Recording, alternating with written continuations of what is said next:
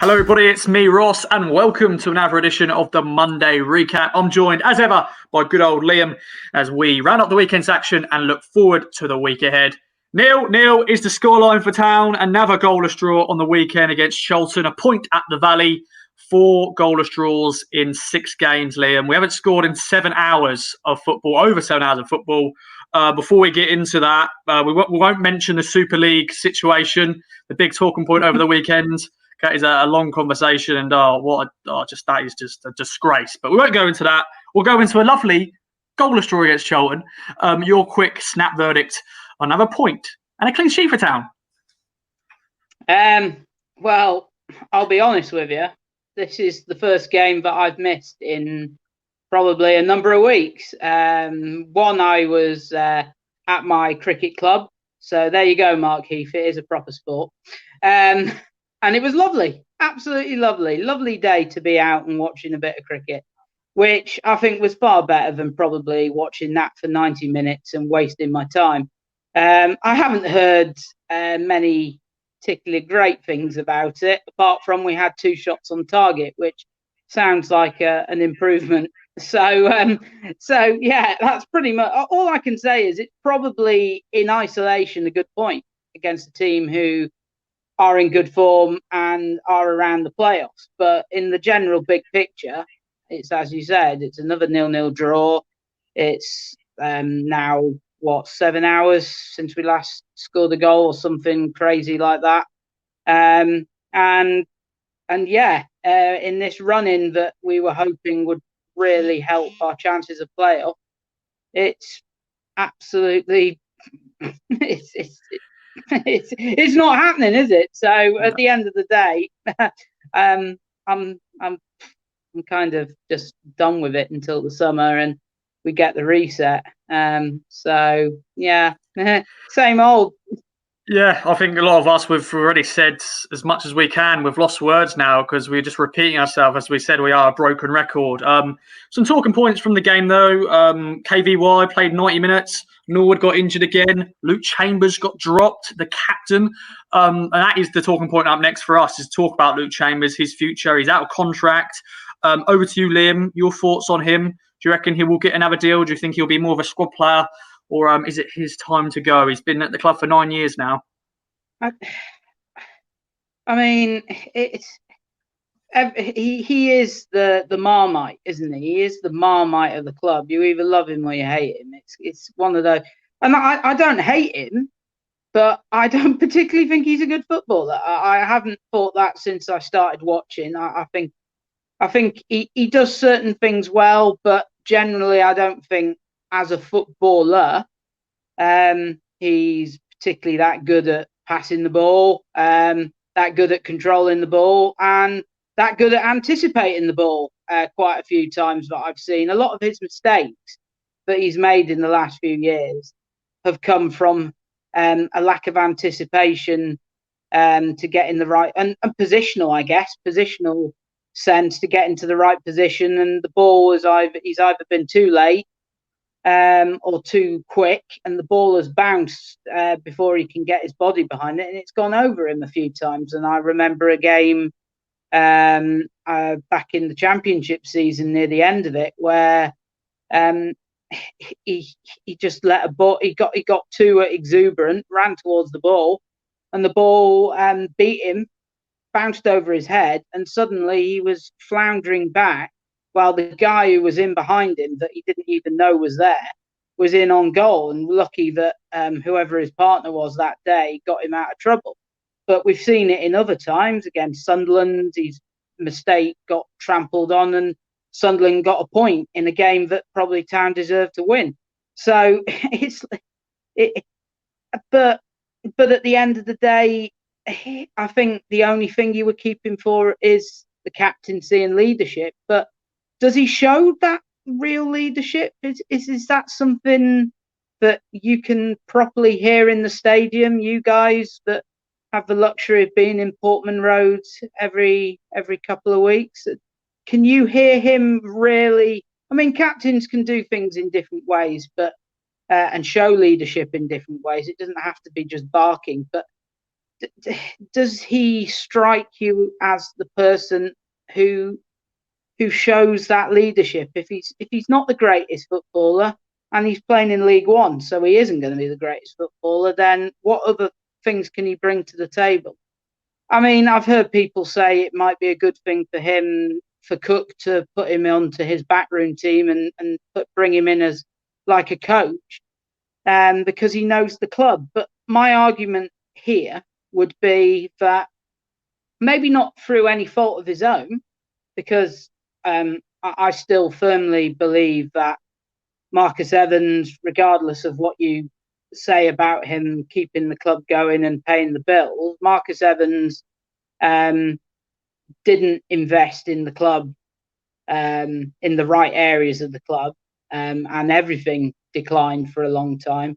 And you saw that on the field. There was good plans, but they weren't carried out, is pretty much that.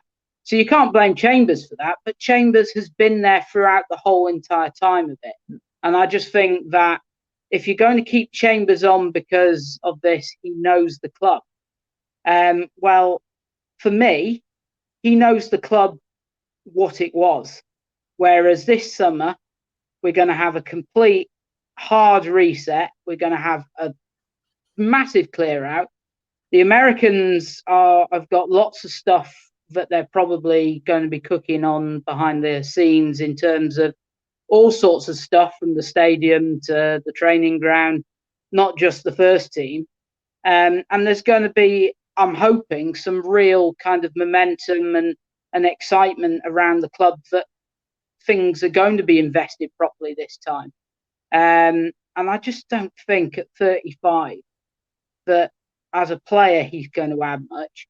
Don't know if he's done any of his badges yet. So again, it would be more of an apprenticeship kind of thing in terms of coaching. But I just don't think, mentality-wise, he's come from this area that Ipswich have been pretty terrible. And I just think with a fresh start, we need a complete fresh start. And through no fault of his own, and he might be a really nice lad, but let's start completely afresh and get rid of all of the things that remind us of the Evans era, and try and move on. I think that would be the best, but who knows what's going to happen. There's some cryptic messages coming out with that about whether Cook will offer him something or not. So I don't know, but if he stays, fine. I don't think it'll be a huge effect, but if he goes, then I wouldn't be overly sorry to see him go. Well, wait and see. And as you said, he is very Marmite. Let us know, viewers, in the comments down below. Would you keep Chambers on for another year? He'll be, as you said, he's 35 now. He'll be 36, I think, in September or so, whenever his birthday is. So he's going to be an Asian defender. But we'll wait and see on that. Of course, we found the news that Judge will be leaving the club. And, you know, Paul Cook, he's had that explosive press conference on Friday saying he's going to be the demolition man. So we'll have a very different squad heading into next season. 5 games to go, Liam, though. Northampton first up tomorrow night, Tuesday, and at Sixfields. The last time we played them, we had a glorious 0-0 draw. That was the moment where I said the season's over. 16th of February was the day at Portman Road.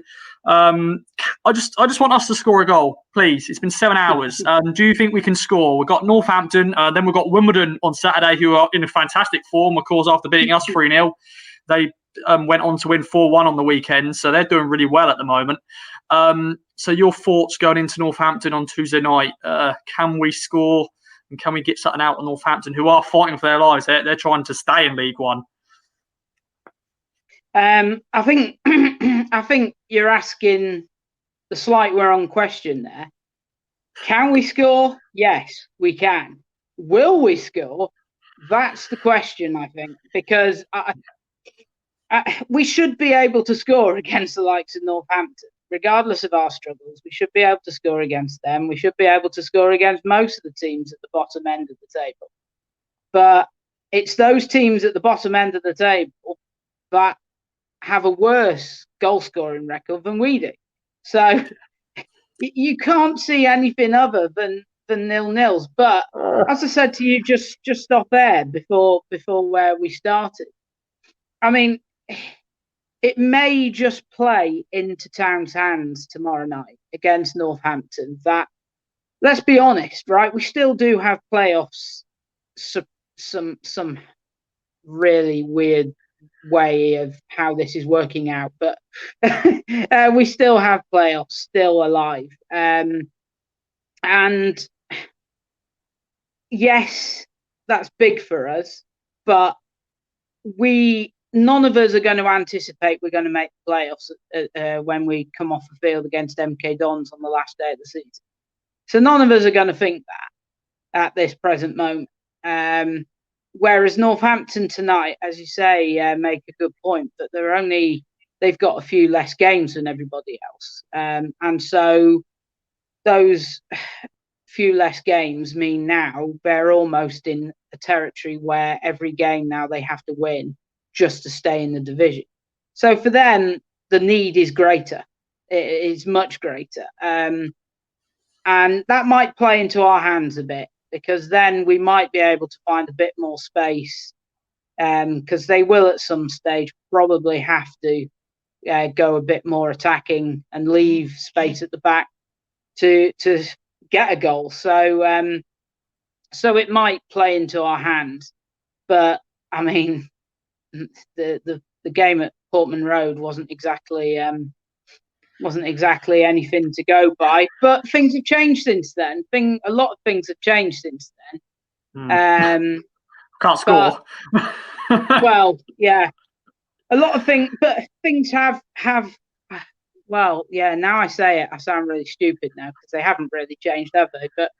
But we've got a different manager, but hasn't done anything different. It's like what you just said about Paul Cook in his press conference and the demolition man kind of comment. There's been too much of a malaise at the football club for a long time. Too many passengers who have been happy to turn up and pick up their wages and do a little bit here and do a little bit there, but not really push themselves. And Cook has come in with much higher standards and expectations, and the players clearly have been nowhere near those levels. And frankly, they can't moan at the end of the season that they haven't been given a chance, because if anything, Cook has maybe, even though he said he wanted playoffs, has maybe sacrificed the playoffs to give players a chance. Instead of just trying to win the game, he has chopped and changed, tried to find different ways of playing to give players a chance to show they could maybe do it this way or do it that way, and nothing's worked. So they've got no complaints. But I'll be positive because I like to be positive. I'll say we'll win 1-0, but it'll only be one goal. But yeah, it's more likely to be a 0-0. But I'm just gonna be drunk and say it's going to be a 1-0 win, because I don't even know why I'm saying that, to be honest. Yeah, we just want a goal. Just someone score, please. So 90 minutes of football head on Tuesday. Liam, thank you as ever for joining me. Everyone, thank you very much for watching Kings of Anglia. Make sure to tune in for Game Day, Andy and Stu React, and all the other content that'll be coming on the YouTube channel and all the socials as well. And yeah, I've been Ross, and we'll see you next time on the Monday Recap. Bye-bye for now.